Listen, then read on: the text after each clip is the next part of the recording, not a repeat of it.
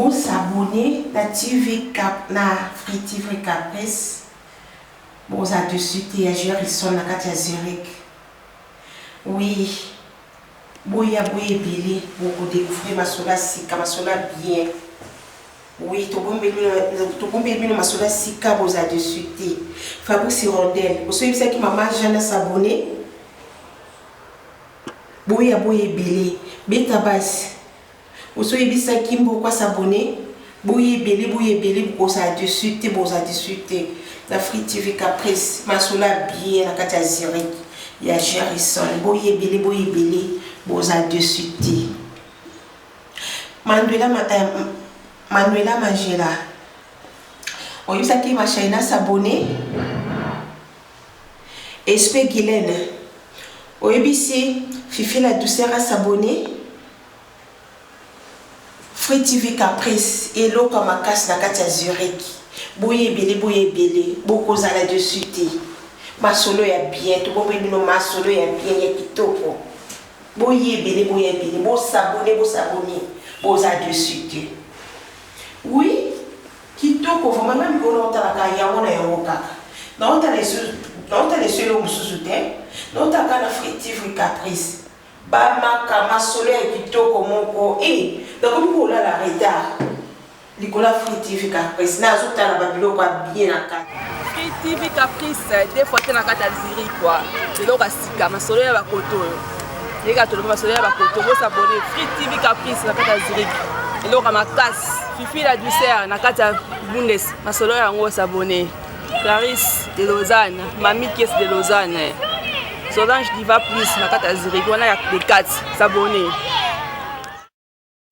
Parce que bambendre pe baza trop nandule na biso. Ndenga lo bambendre baza trop, c'est-à-dire dans le sens que au moins on est complexé mais dans un grand complexe à danger ma zone de matière yaza mais aza complexé or osa déjà wana na tout ça comprendre donc voilà la zone bango pour généraliser la mission c'est quoi donc c'est comme ça ba yuma pena batika na bloc wana musique Congo za malamu te donc tout ça la pena ba tout monde était posé donc voilà quoi ça sert à rien ko complexer de kono congolais vous comprenez l'aime so kanga photo na mutu mo un tel photo a pamba il faut demander comment ça guerre na Congo na ba cher na biso ba belé wana vous comprenez donc à la dé yemi vous comprenez donc il s'étendent facilement la même biso et pas na biso za la retraité ceux ga obengi mutu mo rabi ngana yemana ya za da ya obule na fula vous comprenez donc et le rwanda zo bon ma musique na biso mais musique Congo ezali akon ba kisi mutu wana kisi te na mokili kisi ezali donc kisi za makasi kisi ezali nzambe pas zali. Parce que mutasala ba faire on a tout nzamba pour mutolende moyo vous comprenez oya yeli mpela donc pardon ibale mbonge mutasala biloko wana bonjour na babonene surtout ça dépend na réseau melibino balandino so ya Free TV Caprice présentatrice na bino ya émission retour aux écritures Fifi la douceur na kata bundes maintenant tozali lelo na kata LDA tolobi na kata Luanda mabele ya bakoko poto zula bino lelo bilili o esepelisaka bino tango nyoso to bandi toza na kati ya roi na avenue ya na Kamama balobi na Kamama awa toyoko zola bino bilili poto sepelisa bino lelo ndeza koyinda balobi na kata Luanda arrivé zali déjà ya Boropela artiste obuyebi obulinga mingi bosepela ka basalela bino vema barumba ya bien toyende poto ya ko solola nae tozola bino bilili totuna otokoki kotuna tanke mituna et mituna za biso ba réponse ezala ya ye vraiment tosengi bino merci mingi bino banso bolanda ka biso tozali ande na lobi na bino na nzela ya Kamama na roi G awa tozo kota kalate po to bendela bino bilili vraiment c'est avec un grand plaisir bino bolanda ka biso to sepeli ya mingi ka merci mingi na boss na ngai Jerison photo Caprice elongo na madame balobi la magie la mon boss au moins la douce na kata LDA musala nde musala makambo so ebi musala ba voyage pamba bon na nyati mabela bankoko merci vraiment sans oublier na sengi un grand merci na Teddy Boula nakata Paris or blanc yayo yango balobi diva Solange nakata Switzerland merci na bosanité babio babenga boss de boss Victor Meng nakata Switzerland wanande mon boss sans oublier famille grâce bino nyoso nakata mikili bambote na bino et bana bundes en tout cas tous na bino ensemble tous ensemble au bolinga la douceur vraiment je vous aime beaucoup merci na bino nyoso to bolinga la douceur tozo mate bongo tozo la bino bilili ya borompela et tous sepelisa bino pour mosala ndeka mosala merci na bande konyoso sans oublier balobi nakata Paris Amanda la fille qui dérange ma petite sœur bambote na yo ya nene ya baleki nakata Switzerland bino nyoso tolinga bino mingi et to continuer tozo bilili tolek Yangaluza ya Jontimba ezali Elene Sebastian Shirinanga bonzenga kitoko nzoto neleke posoya kaka yegu Momolingo Yangaluza ya Jontimba ezali Elene Sebastian Shirinanga bonzenga kitoko nzoto neleke posoya kaka yegu Pesio bolingo chéri Ngana pesio bolingo Hélène Solo d'anime miracle désiré Zalaka na so vibrango Na yo Hélène Sébastien bolingo Nwe kanginga kacheu Nazo kokate kopemba Ata pene pene boyana Mwinda On a Kata Mabela Bakoko et voilà, je juste vraiment quelques questions à reposer. Nangana eba absence scénique après ba chant au binisa vraiment batuma barumba na kito kosala ya calvaire, il y a quelqu'un na dodo et nangana eba se dit à quoi na moi absence wana. Bon, absence wana na lobby ma soeur, merci déjà pour merci à toi, je suis trop content. Donc absence on est allé du monde tout à l'heure via un obstacle belé à quoi faut franchir. C'est-à-dire je me rappelle là na lo bazoloba on a bêtement vite fait ma solo accident na salaka aux États-Unis donc il y a quand accident mon na salaka maka c'est quand même 8 ans le temps na New York kuna sali na quand c'est on a ça accident peut-être dans le tout de suite dans le quand même après diagnostic docteur a dit il peut-être 6-7 ans donc on s'est retrouvé dans Mboka Bapaya les États-Unis donc sans pour autant ils ont la volonté là quoi donc ça li que na vanima 8 ans on tout ça et les kiti na Robika ba miku à tous ces falaises en forme et après on a retrouvé forme là on a ozonga ya on moni salaki moi absence wana banin tout ça banin mais on a rebondir boy na ka na détermination c'est-à-dire l'objectif car il y a plaire à fond ba mélomane ding tomber ça la maman c'est comme ça donc c'est peli ça yo quoi na melo ba calvaire sous possible. OK, merci beaucoup vraiment c'est avec plaisir et vraiment ndongo zongi suko sur le terrain na ndongo zo mona mambango ndule na ba musique ndezo kendele sur le plan international zo ma musique congolaise ezandeni eza komata ou bien eza kokita. Non, ça ce qu'il faut reconnaître c'est quoi actuellement. C'est-à-dire, avant, nous avons eu comment dirais-je, à monopoliser le marché de la musique africaine avant. Mais de nos jours, il faut qu'on reconnaisse que non, il y a une forte concurrence. Non seulement entre nous les Congolais, mais concurrence, c'est appelé Makasi dans les étrangers.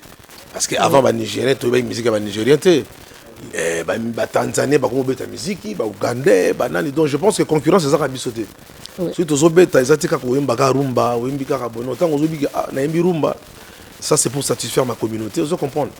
Na étranger me sauver balinga rumba mais il faut qu'on s'appelle il faut qu'on tape à fond. Oui babilo ko balinga balinga kalelo. Pour bazana ngo besoin lelo. Ça dit lelo ba nigérien ou ba nigérien zanet ozo betere déjà rumba boy. Il déjà bandi ko kitelo déjà ba danse ba ndombo déjà a déjà obina la près. Donc il y a ma rumba Italie était donc dans c'est la même nabi que congolais za chaud de nature c'est quelqu'un à chaud de nature. Et ça peut-être tout de suite à l'ego PC là où il y a là tu vois. Oui. Donc il faut qu'on se réfère à la concurrence les autres qui a marché les lois actuelles. Musique n'a pas zali. Ba congolais to botama la musique. Oui. Même Fumu Kimbangu a sengela biso dona. Mais a sengela biso do ba prophète na biso belé ba parmi ba don o ba sengela biso en Afrique on a pesali. C'est-à-dire le lot to botama na le lot africain to forcera venir arrêter parce que c'est quelque chose d'inné, on est né avec.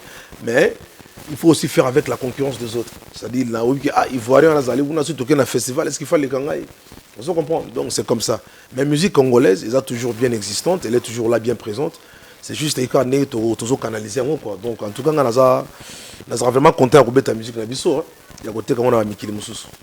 Merci beaucoup. Vraiment, dans ce Tozo s'est retrouvé sur la rue Kolobatogo, qu'on a la 40e place selon la plan international.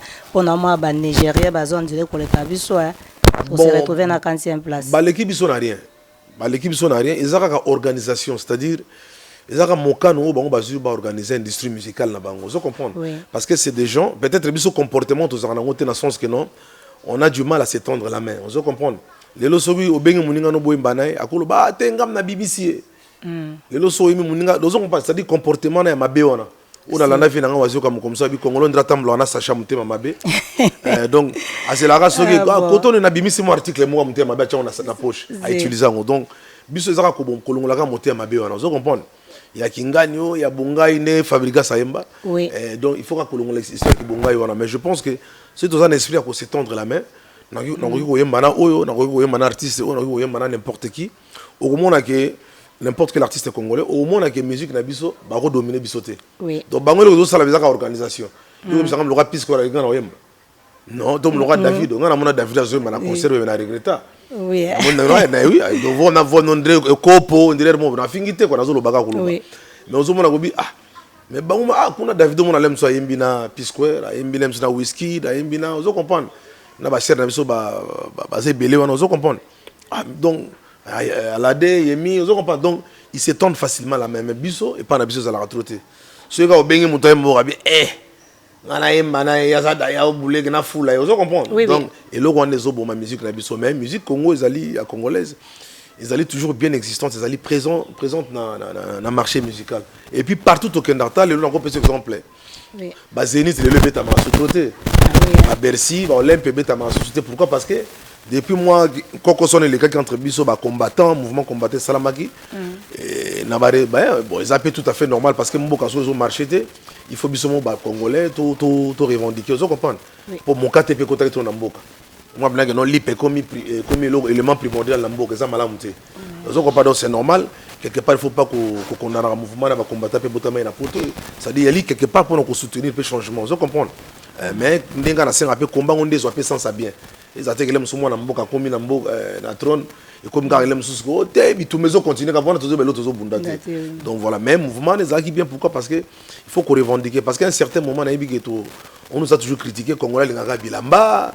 Congolais lingo zo comprendre moi tata ma 60 ans comme mbengo fois comme puti azoko kita mboka te parce que l'aime soit bika tonga kite na mboka zo comprendre chaka tata somba kite. Donc pourquoi azoko kita na ba futilité ko la ta bilamba ba jusqu'à un certain âge mais makamo pena qui apporter na mboka apporter qui ngote zo comprendre. Donc je pense que ils ont ma bébé il fallait qu'on change mouké. Donc voilà na CP la trône le tourment revendiquer ce qui est important. Mais musique na biso ils allient concurrence soit ils allient bâton étranger ba l'équipe sonne leur monter. Parce que le roi a sorti la piste que tu as David, mais on a massacré. On a massacré, vous comprenez? Oui. Non, on a goyemba, on a massacré. Mais il y a des gens qui ont déconné, ils ont fait poids. Biso peut-être moi on a déconné, allongba David Aleki. Or, il y a des gens consciemment qui ont les David. Vous comprenez? La qualité artistique. Donc voilà, moi je pense que il y a des gens qui soutien, l'État peut faire la biso. Donc président Sika Fachi peut faire la biso. Ça dit organiser une industrie musicale la biso. Si on a une subvention à compte de la musique, même si le gouvernement a un lobo, il y a là, un studio pour les musiciens. Parce que le secteur de la musique, il y a le secteur de la voyauté, il y a le secteur de la musique. Il y a des pays qui se sont développés rien qu'à travers la musique. Vous comprenez? Jamaïque, les lots, Jamaïque, l'identité de Jamaïque, c'est la musique. Vous comprenez? Les lots, Haïti, ils ont un pays où ils ont un peu d'agité, ils sont pauvres. Mais la musique, ils ont contribué énormément. Biso ce que tous a pays, tous au moins 80 millions d'habitants. Donc je pense que si tu organises une industrie musicale dans Biso, il faut ça la bien. Donc monter ma mabé, tous bien moi partir ba sachet on a monté ma mabé tous on a ba sachet. Hein to kangango to bois kango na mai. Vous comprenez? Donc tu organiser une industrie musicale dans Biso monter ma mabé longwa. Na borgue zangati nezana tinate quoi. Oui, en tout cas, merci beaucoup na ba réponse na eso ça bien vraiment na moi vraiment bande ko ba ko sepela ba o ba Hollande na ba tseso motuna moka suka menande on so déjà. Toujours continuer nazo bakisa musina moko na ndenge vraiment moneli ndenge auto répondre ngai je pense que beaucoup kozwa initiative te parce que on namona ke bobangana na mwa bakisi wana omelanga ngenge wana obendanga yango ezosala ke boko ka kosanga te po bo matia musique congolaise. Moi je trouve ça comme ça. Bon bakisi mutako wana kisi te na mokili kisi ezali donc kisi eza makasi kisi ezali nzambe pa zali parce que mutasala ba faire on a tout nzamba pour tout l'ende moyo vous comprenez oya yeli mpela donc pardon ibale mbonge mutasala biloko wana oui donc yemo ngana benga ibale mbonge yepe nzambe pour tout lendo yimpe vidi munkulu yepe kanza komba yepe kanzambi vous comprenez donc yemo mutasala biloko wana mais je pense que après na mutu na biso tanga créer biso batu après si biso quand même cette facilité là vous comprenez ya ko distinguer le bien et le mal vous comprenez so ko la ninzela ya olega mère na bino pour ça le succès pendant tant d'années wana yo kaka donc so ko la ninzela ya bonzambe ne tanga na nzela ibale mbonge vous comprenez mais allez vraiment nzela penal pour na bike so nzamba pesa satan zo pesa bon nzamba pesa te comment mageke qui ces allez donc nzambe mutapesaka apesaka je pense que ma complexe d'infériorité musu ya vie au moins na mutukusa koti maikari mutukusa koti bablo comme il y a peut-être un fondateur à Maïkari, grand maître Okada, qu'on est Okada, azana japonais, qu'on a mtasala à côté de Maïkari en Afrique. Vous allez me faire un contact, ça peine de connaître. Azana ni papa les qui n'ont ni yo qui ni maman comme n'est pas un japonais. Un jour comme les bleus on a foule. On est allé à Yomoko. Bana ba comme faut comme sourire au cabine de nos voitures. Te bonsoité, à Golia bino. Vous comprenez? On est allé à Yomoko. Vous comprenez? Donc je pense que les ali Kobanga, des années monté à Mabé. Ils ont mamma Kobanga entre biso. Ils ont dit comme monté à Mabé, c'est-à-dire tout ça la facilité à se tendre la main, je le répète encore. C'est-à-dire si on se tendait facilement la main, c'est-à-dire na koyemba na intel, vous comprenez? Donc voilà, je pense que ça la bien parce que koyemba za na koyemba munoko kaka ofungoli ka foka lo bani koyemba. Donc même bloc on a ya bakisi. En tout cas mutu na mutayibi na loba même na mona ba comment sujet mon na Bible. Hein? Ba comment Galatie 5 chacun portera sa propre charge. Donc voilà mon temps ma charge na so ki yo lingi o ma charge donc kota ba gwa wana yo kaka so lingi pour lande balembong ngana la balembong donc ngape kaka. C'est comme ça. En tout cas, merci beaucoup. Ouais. Hein. Merci vraiment à la réponse. Vraiment, tout ça, là. Et vraiment, ce qu'on a remarqué, c'est que perdre d'artistes belé au grand leader Yambo Kanapson à Congo, Dengue, Papa de Lutumba, tout est Koutikaï. Alors, s'il faut qu'on ait des musiciens pour beaucoup de Kana, nan au comment on a vraiment capable de faire ça, ça va venir pour s'attendre. Bon, conseil qui paraît à moi, mon kétoubé, mon coloté. Moi, je suis trapé mon nabakolo babina. Vous comprenez? Oui. Et ça, la musique, tout ça, la génération. Donc, génération, je peux apporter. Vous comprenez? Tu peux apporter. Quand on a le toujours pour l'union. J'ai toujours soutenu cette union-là des artistes. Parce que si tu es unis, tu peux véhiculer le message de la culture à travers même outre-mer, pays outre-mer, tu vois. Donc, je pense que ça a mon coloté. Mais c'est vrai qu'exemple, il y a mon colo. Mon colo, tant que soigner trop. Vous comprenez? Alors, et là, on appelle hérita batupé la génération mon besoin malamouté. Vous comprenez? Donc, bah micro muso pe bazana en envie. Bah mais ko changer un peu comportement na ba on le muso ba na mikepe ba Rolanda ba. Vous comprenez? Na ba habitude ya bien, na ba exemple bien. Je pense que biso pe ba mi ba génération o lelo. Attends ba petit ba landi biso pe, vous comprenez? Je pense que mututo za na devoir lelo ya ko apporter moi kolongola moi elo on est un complexe d'infériorité. Ma complexe d'infériorité on est longwa. Et longwa za te ko le muso ngala mona ba muso na kebeta na Éthiopie. C'est-à-dire qu'on a commencé à bêtir bien l'Éthiopie. L'Éthiopie, à l'église émission avec l'Éthiopie, on le voit bien. Respect, non, on est l'Afrique. Mais ce qu'il y a kin, à Monica, on est où minga boy. Tala, n'enza na bêtir l'Éthiopie, on se comprendre. Mon côté na kin. De comment on dirait bitumbana ina congolais. On se comprend. Or, tant qu'on bêtir en Éthiopie, ok, t'es la culture en boka na yo. Mais après, ne viens pas intimider les gens. Ils ont bien, t'es la culture en boka en Éthiopie, où est le mal? Donc, je pense que il faut qu'on combatte le complexe d'infériorité plutôt. Complexe d'infériorité, d'abord il faut qu'on bondisse. Bah, mais c'est parce que vous allez complexer la vie. Vous comprenez? Au Kelelo, bêta il aime sous na Bujumbura. Ils sont bien africains. C'est pas si pas des gros africains. Au bêta il aime sous na Russie. C'est bien, bah Russe, ah Congolais montel existe. Et la bloc on a, il faut qu'on abolir vraiment le complexe d'infériorité. Ça m'a monté. Ils ont même sa musique na biso. Parce que bambendre puis bazatro, nandoule na biso. N'enga lo bambendre bazatro, c'est-à-dire dans le sens que au moins on est complexé mais dans un grand complexé complexe à danger ma zone de matière gaza mais à complexé or on a déjà on a tous comprendre donc voilà la zone bango pour généraliser la mission quoi donc c'est comme ça yuma pena batikana blogo na musique à Congo za malamu te donc tous à la pena tout le monde était posé donc voilà quoi ça sert à rien quoi ko complexer de kono congolais vous comprenez l'aime so kanga photo na mutu mo un tel photo à pamba il faut demander comment ça guerre na Congo photo ya kanga photo na un tel mais non c'est normal ouais ils ont normal kanga photo na mutu mais so kanga photo pas une fois collection na TV na RTG ou ben ton émission na RTNC au banque sabato vous comprenez ben bino boya minga na plateau vous comprenez na site na biso avec vision globale de tu na vision globale il faut na photo na vision globale ta photo a muneno ngana kanga na mutu boya mais ça fait quoi donc le Rwanda ça sert à rien to betaka bandoule complexe d'infériorité il faut abolir tu vois donc malheureusement biso Jeko Bourron-Pela en tant que grand guerrier de 14 à 18 40 à 45 la guerre mondiale tout ça participer donc na go banga bloc on a quoi donc to abolir complexe d'infériorité ça ils en a tinaté. C'est gentil, Bourron-Pela. Tout soufflement moqué un peu. Il y a une question moko et dérangeant trop par rapport à succès et puis aux aïe les seuls uniques au Mopa ou à l'Ingara Mingi, un quartier latin. Tout le monde a trop un événement, un concert à Liban partout. Bourron-Pela soit à un événement, un concert ou au sentir moi Mali les alliés.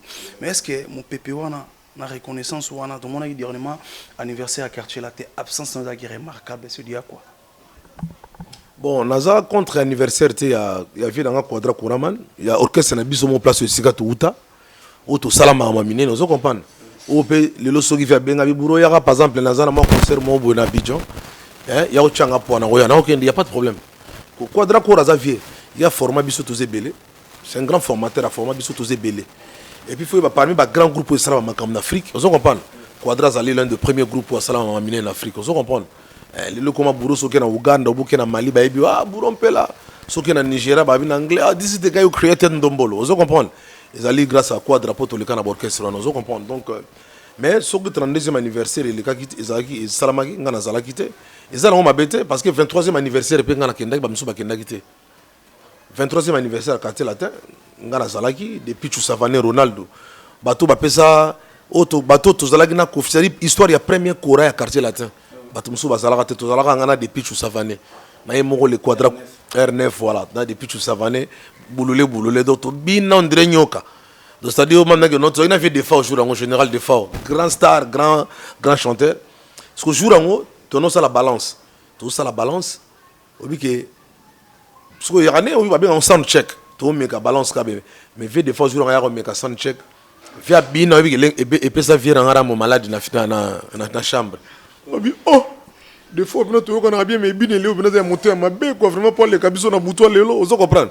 Donc viera mbanga. Donc bureau pena donc na depuis tu nazo compter na bino lelo bo bina fort na ninga concurrence loyale na ninga mabete. Pour y pena VDF ba na problème ba on a bien. Mais jour na niveau VDF bina via kita beta ba malé ba grimace obi ke rambo na via bela fièvre. Ba il a via ba dalfalga via mela. Vous comprenez bina do et puis la défense vraiment pour monter ma belle copine niveau boy mais ça c'est normal la ligne a fauté mais au moni c'est-à-dire là on a le 23e anniversaire ya quartier latin bisuna ba depuis tu R9 to zalaki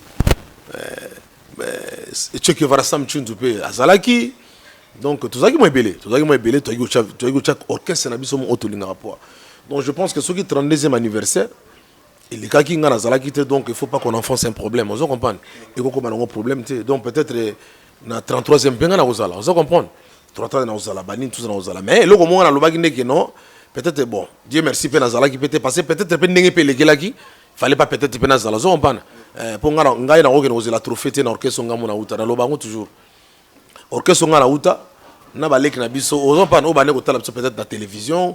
Ou peut-être va contribuer puis na ba contribuer puis na quartier latin le long on parle ngana ba on la trophée pas quadra Kouraman te to la trophée te ngana za muto ba non que nous va na la trophée na quartier latin non quartier latin orchestre na biso tout ça là on a lingati lelo mais si comme Bourron-Pela vandi deva ba beleki na ngana komo la trophée au mona boy ma 4e chanteur ya quartier latin deva ba petit vous comprenez non ba petit ba kuta déjà que non quartier latin c'était tonga et tonga ma ba toiture c'est si là ba plafond ba lo c'est quota vous comprenez Bakura to le cas déjà Olympia to beta déjà Olympia to beta mais botar en Olympia te je ko Bourron-Pela matin na bafle démonstration ndombolo ce ko ba petit au ngana we la trophée na petit be Zénith to beta déjà ba tourner na États-Unis on tout ça déjà ba grande tournée en Afrique na quadra Kouraman mais même so partout déjà tout ça to contribuer na quartier latin alors on a osé la trophée na mouvement na biso on a été na osé la trophée na on na bêtise sans problème. Merci. Par rapport à ça, tout ba libanda ba ebi, ba on a besoin peut-être ya ba de best Katende, ba Weston Chimvundu depuis la ville. Donc Bali ton single formidable Bourrompela a quitté quartier latin et Bourrompela a ozonga sur quartier latin. Et là on est au bosana na quartier latin ozongelaka et puis on remet la théo bima susu. Ya ozelo mo tikaka ou comment? Bon, na kita quartier latin to bena zonga te quartier latin za parler là, ngana beta na orchestre mote. Bato musu ba uta peut-être ba orchestre musu ba kibeta na orchestre musu. Vous comprenez? Mais ngai quartier latin mtibimisanga Quadra Koraman, wana loba on a très reconnaissant vis-à-vis na vie ngai. Pas ça icône de la musique ya Congo, il faut reconnaître. Donc ngana uta na orchestre on a ça dit ngalelo un jour ata so moni nga tozo manarambo. Carlos. Ko bukozongo mabete. Wana za wana zali maison nanga, wana ali parler na biso. Data lelo na sala makam nanga libanda. Mais on est allé parler na biso, vous comprenez? Ça dit il faut pas qu'on bosse dans la ressource, vous comprenez? Donc tout le monde comme le bourra communauté suit glace coquet des bisous des suit glace té. Ils a parlé na biso.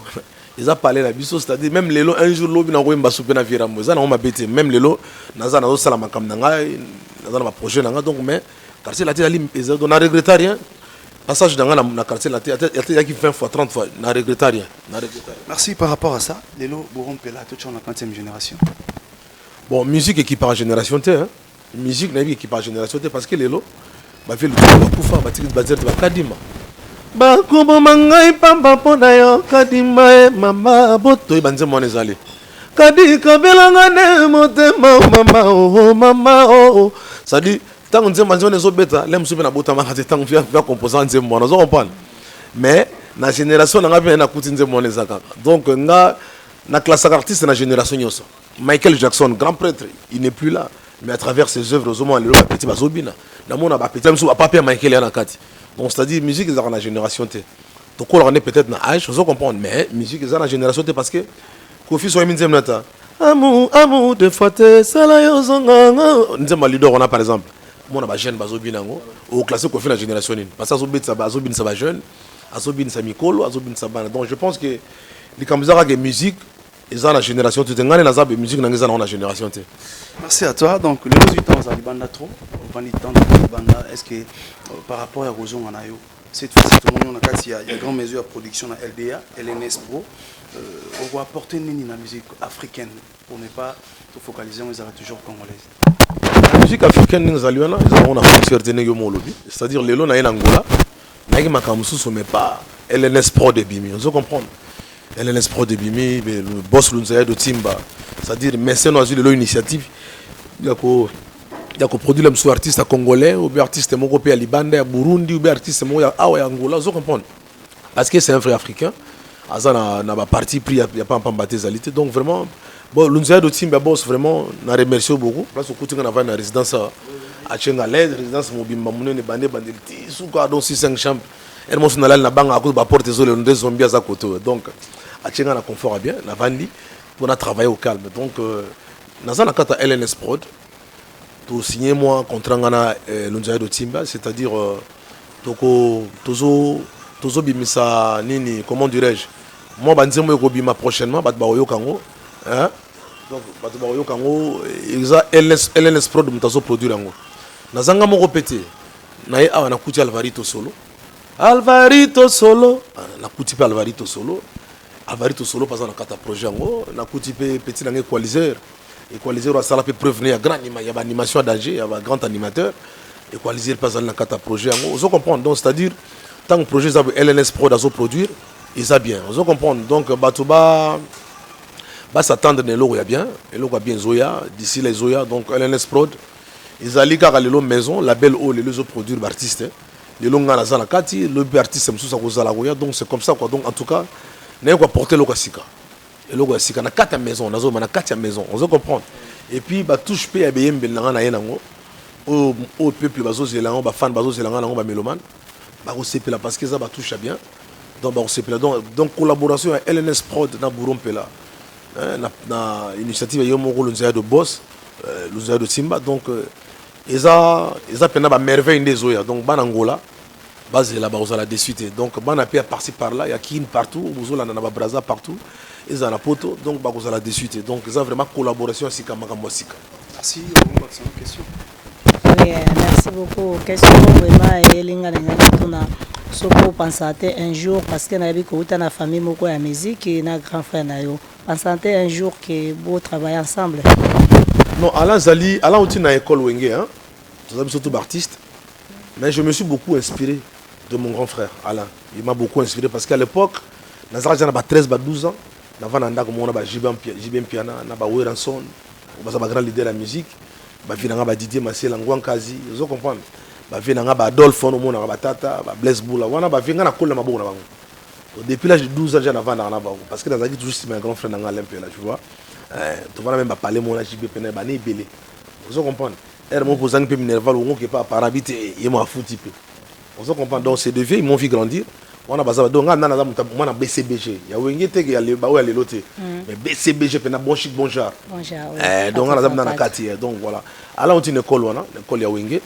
On a une école ya quartier latin. Vous comprenez. Mais l'artiste ça n'empêche de travailler. Le lot tout ça l'album Mortel Combat.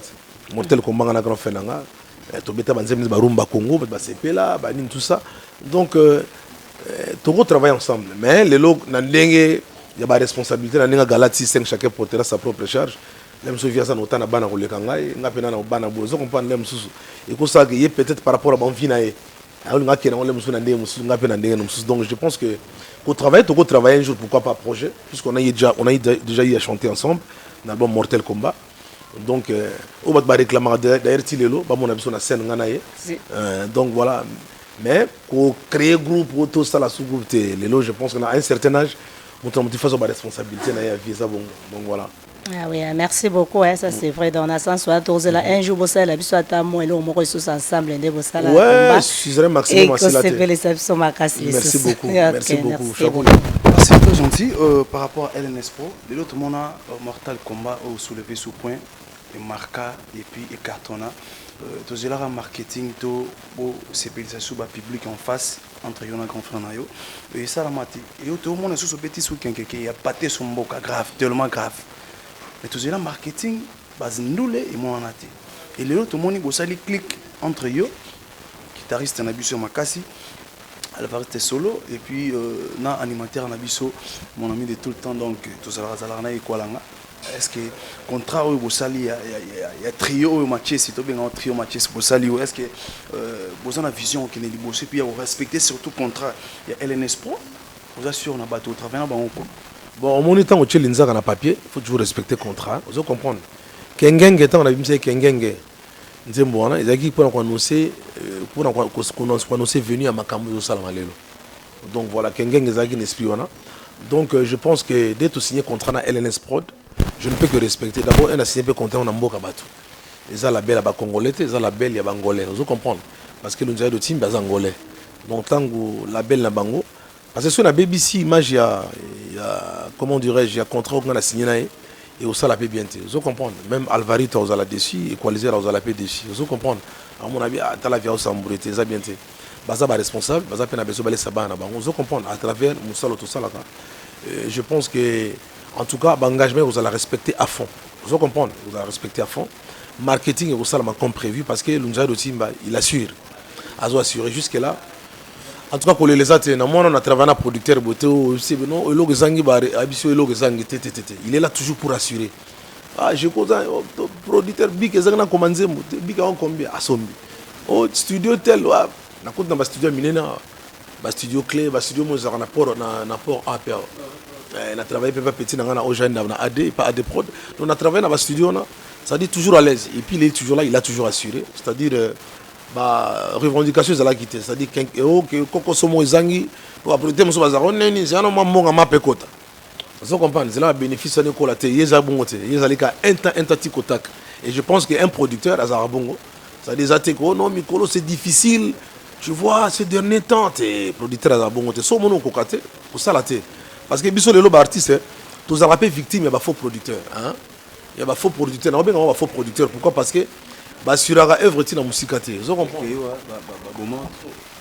na zo victime on a pétrole na ba victime on a trop belé on a que œuvre danger ba zole la même makambo signé na producteur ya zo respectant on sous-souté vous comprenez après ce soir le ngomi bimisa mutu mo akomi ote evron eza yangai ngana na producer yango bo ke ba justice n'était soso comprendre on est trop kimbango on a pendere bonso masolo mfumu kimbango ibale mbonge connexion zali monte prévenir na ya Carlos connexion zali parce que oya raté oya beaucoup tana luzaya don timba bo signer peu contrat na LN Sport vous comprendre mais je m'excuse na question moko les gens disent que Borom Pela ina ngola obeta nini mais je me suis étonné et là on est impressionné luzaya dio LN Sport a accordé go benga Borom Pela au signer contrat eza coopération ya Joyce Ngando eza coopération ya Batu ba triquer ou comment compétence nini ou peut-être luzaya de mon epana yo Borom Pela parce que tout le monde le sait Batu belé to ba lo bagino Borom Pela ngola obeta nini et Borom Pela ozana nini et puis nze moni na obeta ce Batu baroya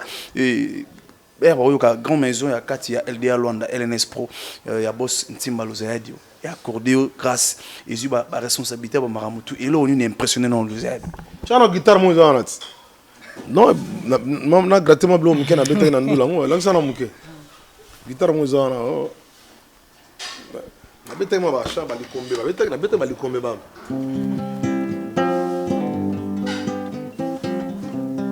kokende yo kendeki olakakanga okozongai adresse otikela kingana komela kayo nakomi nalembi nazwi ata ye anote nzoko zonga na kini après banzene tiba banzene soki babengi buro likombe abimana nani oyo azali likombe mawana ye ano ile après babor musuna sala gneti ba diom suto sala na vie na Washington wana kwa yo mokolo bakyo komema na mokongo tokatisa e Valentina ngambo esusu tokoma na kati katobwa kisinga na komyo banzema tiba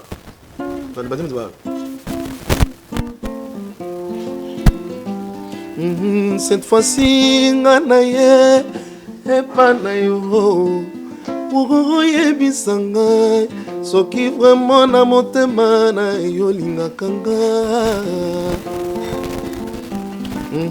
kosakanga ta kokosa bato bayaki banzema mosusu akende tiba kirio baby nanaboyananga matata Hakuna matata, I don't want. I just want you to leave me alone. I got no more time for you, kiri. Ale bina malinga ya bana Congo na bina malinga. Voilà banzembo impressionnant qui bosse dans la luzaya de Simba yangwana kwa pour la signer na LNS Prod. Merci, très gentil en tout cas. Mesdames et messieurs, moi ma ça la bien vraiment mutami makasi bobo vraiment en tout cas. Merci, bon séjour à toi. Donc c'est là l'unique qui boss Maingi. Un grand merci à toi, un grand monsieur depuis LDA Luanda, donc boss Luzaya Diontimba. Merci aussi à cette grande maison. Donc c'est là l'unique maison sud-orientée dans LDA Luanda. Donc ça juste pour la musique africaine, non pour les Congolais, non pour les Angolais. Musique africaine, quand tu fais la bonne musique, donc par rapport à compétence en tout cas, LNS Pro, ils ont assuré vraiment bateau à talent, beau bangate, beau contacter numéros affichés en bas à la télévision à Bissouana. Donc merci à Joe Sengano, Borom Pela.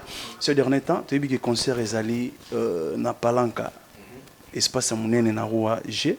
Donc un mot peut-être par rapport à la fanatique de temps talayo ou le en tout cas samedi baya ebele samedi na invité bino boya na Rua H quoi donc baya na Palanca un espace VIP na comment que place ndingo na pesa na Palanca donc piscine kitoko donc cadre mo kitoko donc en tout cas na sepela itro na Rua Ga pena boya ebele na bengi bino bana Palanca bana Kuka bana Congolais bana ya Kapolo bana Kimbangu bana Marte boya ebele donc baboro na beti moi gratuit au dimi donc baya ba osepela donc concert mon je crois il y a un concert dans au revoir hein. Il y a au revoir parce que lundi déjà nazo kende na que nous continuons musala il y a LNS Prod na Kinshasa kuna na Congo donc parce que projet za pena mulai donc voilà donc vraiment le 24 je vous invite venez nombreux boya ko na obine la bino le roi Carlos Satuni ba bazo ki chance au monde nazo démontrer agressivité donc boya na podium jour on a le 24 venez nombreux boya na Rouaga donc na Palanca. Donc venez boya to kabula moment où il y a plaisir ensemble, il y a concert ou beta mawana. Et ça live, c'est du live. Ngali va playback c'est du live. Donc on sera live bon pour na bino wana. Donc boya concert au manager à partir de 18h, donc tous allons en belé. Donc voilà quoi. Merci, très gentil. Je suis trop avion sur le plan international, artiste nini sur le côté de la boîte, artiste congolais. Tant que 5 artistes au sur le côté de la boîte, au vendeur souvent. Bon, na linga kotanga pena ba komba ba artiste te, pourquoi? Parce que ba congolais tous belé. Na linga pena te po so tangela msu 5 mois 15 mois ba bota tangi biso te, vous comprenez? Bon, 5 te na bagisi kasi na bagisi oyo ga bon. Net ba net ba na ga musique ya Robinho Mundibu. Petit frère nanga propre c'est bon. Bah il il faut que ba marcher ni tout est grave disque en étranger, hein? Ça dit nga le temps où betelinga ya masolo ya marché États-Unis. Moi j'ai des enfants aux États-Unis. Naza la bana mibal aux États-Unis. Moi nanga le bosso aux États-Unis ma comme na 14 ans. Clendon, vous comprenez? Donc voilà beta ku basket déjà na collège. En Maryland, vous comprenez? Donc tant aux aux États-Unis, aux autres artistes sont ma marché États-Unis des temps bien. Merci Robin Monde. Donc musique nabiso so to linto teka yango na États-Unis, hein, chez les Américains. Bango monko, je pense qu'il faut parce que les Américains déjà anglais trop.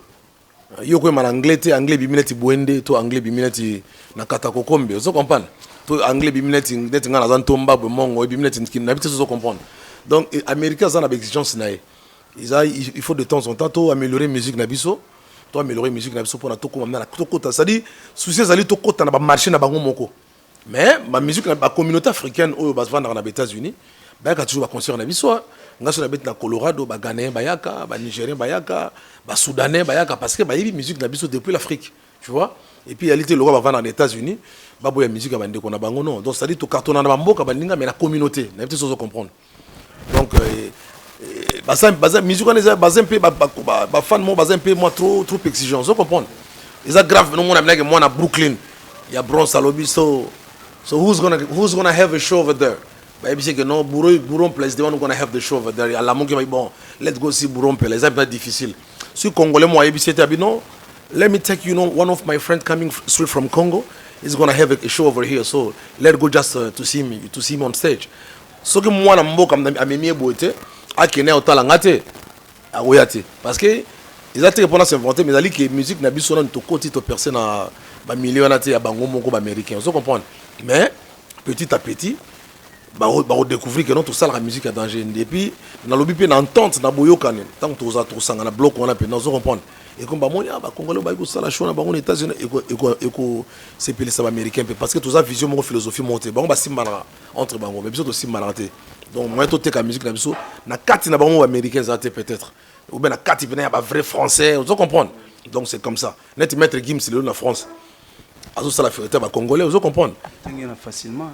Oh maître Gims azo ça la fierté ba congolais dans général na France parce que fin fois même na ba Dijon place Cocobar mo bo monsieur Jean-Pierre monsieur Sébastien vous comprendre aller avec fromage à mélanger vin moi maître Gims vous comprendre parce que il joue la variété française la variété française et en même temps ils véhiculent le message à Congo vous comprendre donc je pense que ils a très bien ils a bien ba petit na biso ba dajou.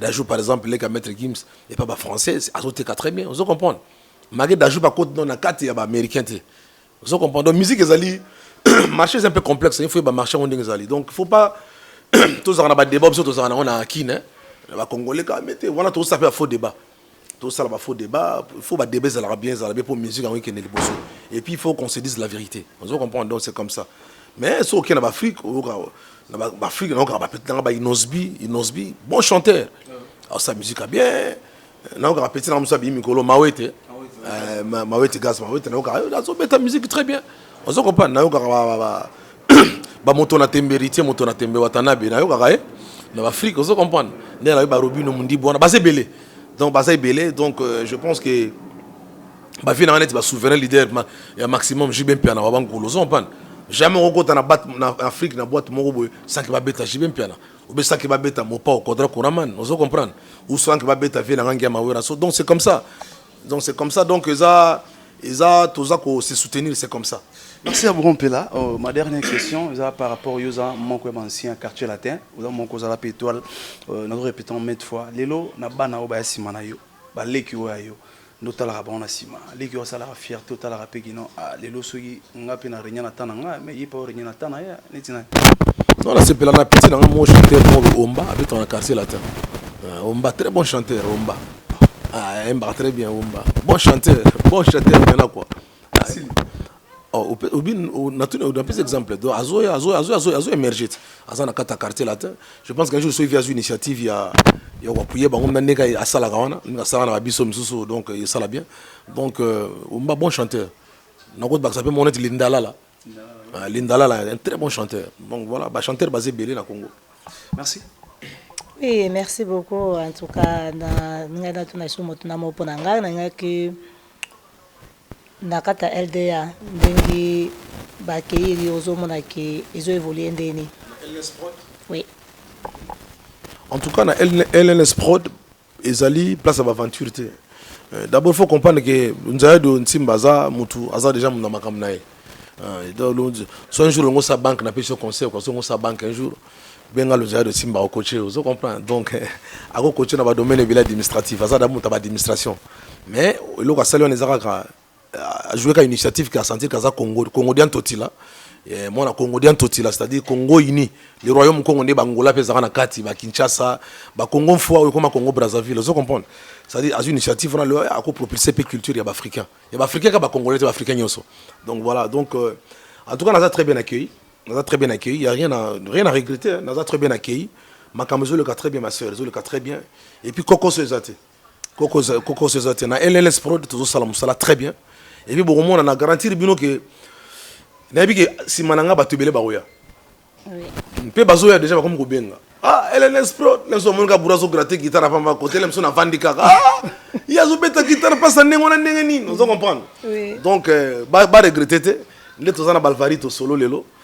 grand guitariste ça la fait preuve na il y a bon musicien vous comprenez ndenge akobeta lelo mbanza Congo générique zo ya mbanza Congo nande to sali barumba kuna mususu ko amour plus amour plus donc vous comprenez donc ba regretter donc en tout cas on a très bien accueilli il ba souper jour ba un jour donc vous allez très bien accueilli donc LNS Prod des alliés on a pour na batutu ils a très bien donc voilà mais tant que vous êtes à la maison ba tout boya na biloka bien ninga ça no boya na label teke pour qui ça label faut bon mettre ça label donc label peut faire quoi ça bongo artiste yo peut pour son mandat on est zalaka oui zalaka bongo donc biso ici vraiment on travaille on perd pas du temps tous en a tes pototonga ba ninga mususu donc tant tout ça la ba réunion na biso na LNS Pro donc c'est-à-dire ezali donc ba clip tout ça toi na le hotel que local banda réalisation ba clip ezaka sur place promotion album ezaka sur place ma comme tout ça sur place donc on n'a rien à revendiquer donc et là on complain donc we got nothing to complain de en anglais quoi donc tous complain là au côté. Merci beaucoup. Donc, dans le Bakalate, samedi ou après, retourne à Kin. Donc, après combien de temps tous les sur na Baluanda pour nous tous à recevoir là déjà dans le monde. Non, en tout cas, bon, déjà générique en Banza Congo, surtout Bimisango. Au moins, on a joué à trop de bancettes, il va fâcher. On a Kouloumbim, il va fâcher, na Kouloumbim, babi oh. Mais peut-être s'inspirer na biso na Banza Congo, mais on a joué à trop, tu vois. Donc, on a joué na bana oh comme nda kunanga, ils a parlé nanga. Donc on a ça la balure et tout même sur 2 semaines nakine 2 semaines naza pour la réunion c'est comme ça parce que naza pe ka musicien na LNS Prod naza pe travers na kata LNS Prod donc voilà c'est comme ça donc de temps en temps ba nous mona ngai ba nous mona ngai et puis tant que yobima tous ont envisagé déjà LNS Prod ils ont envisagé ba concert amener na Atlantique donc ils ont la bon ba mona biso na balvarito solo ba mona biso na ba école nga monga likita quoi donc tous ala wana. Merci beaucoup en tout cas ça fait plaisir. On va répondre à la réponse. Mais le 24, c'est là où vous en êtes, j'espère. Vraiment, tous en avons le 24. Tout me belé, tout est belé, bana palanka, bana ojaenda, bana kinkolo, ba maman na kinkolo, ba vrai chéri wana. Donc vrai chéri kinkolo c'est ba ibo na mona ba système penza. Ba maman ba teka ba kabelo systématique donc. Oui.